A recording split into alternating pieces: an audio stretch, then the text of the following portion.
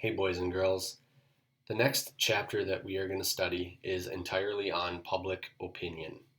And the best way to start off with this is to define opinion and then go from there. So, Webster's Dictionary online, you can find opinion noted as a view or judgment formed by something not necessarily based on fact or knowledge. Okay, so with that said, one of the things that our job is to do is to study how public opinion affects policy or laws and how it can also affect officials and their actions. Let's start with introducing public opinion. Essentially, there are 6 ways people express their opinions. Be ready to write all 6 of these down. First is through political campaigns and voting, right? This should make sense. People go to the polls, they can vote and express their opinion, who they believe in most. In this case, this year, Biden or Trump. They can also campaign to show support for certain laws or individuals. Second, we can write to our editors. It's kind of a thing of the past, but nowadays you could still write to the editor, called a letter to the editor, expressing your opinion on what should be done. Example, should we or should we not have school under current COVID-19 policy conditions? Is it bad enough to make us learn virtually? Or is it something where we can risk it, wear masks, and still learn in person? Public opinion polls are another thing. We'll be talking more about these later on, but essentially people can choose to take these polls when pollsters call them, and they can also do them today online. Fourth, mass demonstrations. Can we stage peaceful protests or walkouts to show support for something or to show disagreement for something? We certainly can.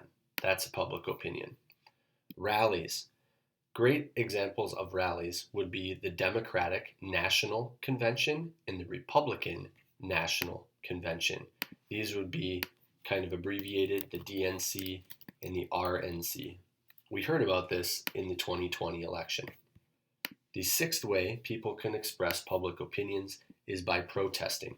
A great example here would be what we've seen in the spring with the Black Lives Matter movement, okay, all across the United States due to unlawful and really kind of non-accidental deaths of people of color by law enforcement officials. Let's move on. We will study more of this in the future, but I wanted to give you some examples up front of how public opinion can affect politics. If we look back before you were born to the presidency right around the year 2000, we had a war or a skirmish with Iraq, and that kind of brought us into what some people would say a necessary and others would say an unnecessary war on terrorism following 2001's bombing of the World Trade Towers. So the Iraqi war was a priority in the year 2003. And I actually have the wrong number here. I'm going to change this. 73% of people in 2003 approved, this is Americans by the way, of George W. Bush supporting an Iraqi war effort to get rid of terrorism and to protect the United States. By Bush's second term towards the end, only 30% of people, Americans, that took the poll approved of this. How does this impact politics? How is it an example? Well, newly president-elect Obama used this in his plan that he proposed as he was running for election. We need to withdraw our troops from Iraq and protect our troops. So he did that. He used that to garner or gain some support. In the 70s, President Nixon resigned from the office of president after winning a second term. This was due to extremely low public opinion of him based on his involvement in the Watergate scandal. I will say this, remember the tapes. Essentially, what Nixon did was try to cover up his involvement in breaking into the Watergate Hotel during the Democratic National Convention. Nixon is a Republican, so that would bring up some major red flags. Why was Nixon doing this? And he tried to cover it up. and he tried to destroy tapes to do it. However, here's what we need to be cautious about. It is very uncertain to always know how public opinion will affect policy, but it certainly can affect policy. Let's go on and define public opinion now. Your goal is to define public opinion and name 2 ways it impacts government actions. Let's define public opinion as the aggregate, and when we talk about the aggregate, we're talking about the whole group, the aggregate of individual attitudes or beliefs shared by a portion of the population. Okay? The whole group's attitudes or beliefs shared by a portion of the population. Okay, that's what we're going to define public opinion as. What does public opinion tell us? It tells us 2 things. Number 1, it tells us how divided the public is on an issue. It could be abortion. It could be the legal use of marijuana. It could be any number of things. Masks during COVID-19. Should we or should we not wear them? The other thing it tells us is compromise possible in politics? In the year 2020, one of the things that people were talking about around this time, Christmas time, was how much stimulus package support should we get? Democrats wanted $2,000, same as Donald Trump. Now that Trump is running out of office, he was trying to do something and gain more support. The Republicans, however, were concerned over too much money being given to people who don't need it, and they wanted less. So the public opinion can kind of tell us, is a compromise possible or not? And if you remember recent history, the stimulus package was actually vetoed by Trump in favor of $2,000 stimulus checks for Americans, but it got overridden in the Senate, controlled by Republicans. Enough mumbling. There are 3 types of public opinion. The first is consensus. This is kind of a longer definition. If you click right in here, you'll be able to type it in and it'll kind of grow and lengthen out. But consensus means when a large portion of the population agrees on something. They generally agree on an issue. The second form of public opinion is divisive opinion. The Trump and Biden presidency and the polarization, which means the far-ranging ideas from Democrats and Republicans, is a great idea or a visual of this.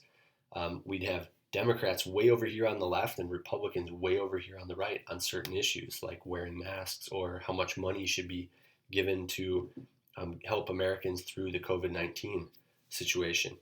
A third type is non-opinion. Again, this is a little bit longer. Sorry I didn't give you space. Just click in here and type it. Non-opinion, public opinion, shows us where there is no interest or opinion on an issue at all, and it really wouldn't impact things in any way. All right, our last little segment here before you have a task is about public opinion in policy making. It is not easy for public officials to read public opinion. In some cases, it can be pretty dangerous. All right, the example here is to know that sometimes protests can be really confusing to read. Because people are protesting, we don't always know what their sides are.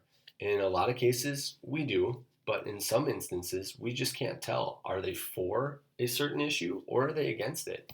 Because a lot of people just like anarchy and no government and like to protest and be heard. Number 2, is public opinion important for democracy, and are policymakers responsive to opinion? The answer to that is most definitely yes, and research is showing us that. Okay? And here's the proof of it. When public opinion supports change, let's say towards legal use of marijuana, 43% of the time it actually changes policy. 22% of the time it changes in the opposite direction, and 33% of the time there's no change. So what this means is if we add up these numbers, we get 65%. That means that 65% of the time, public opinion can help force policies to change and actions towards policy. When public opinion drastically changes, let's say by 20 points for or against something, government policy is likely to change. A great example was in 1920 when America decided to get rid of the sale and use of alcohol. They made it illegal. And for, I think it was 11 years, they stopped and made it illegal to allow individuals and citizens in America to drink alcohol. Did they still do it? Absolutely. And bootleggers made millions of dollars selling illegally made alcohol. But they stopped it because people were afraid that drinking of alcohol, shown in this picture, was something that led to crime. And actually, getting rid of alcohol increased crime. So prohibition was a bad idea and it had to be repealed. I believe it was 1933, so it lasted about 33 years. 13 years, sorry. Number 3, the impact of public opinion on politics. What do we need to know here? We need to know that public opinion can set limits on government. It can cause change or it can stop change. This is pretty significant. Think about what citizens can do. If enough of society doesn't like something, let's say alcohol, and they think it's an issue, it can guide government, right? It can set limits on government. So when government took away the ability to make and sell alcohol and to drink alcohol, it wasn't working. And enough people said, it's not working, so they encouraged government to get rid of it, and things kind of balanced out again. Here's another example. Let's look at abortion. Americans mostly moderates, so that means middle of the pack people, they don't like birth control as a form of stopping women from getting pregnant. But they say that it should be available anyways. Okay?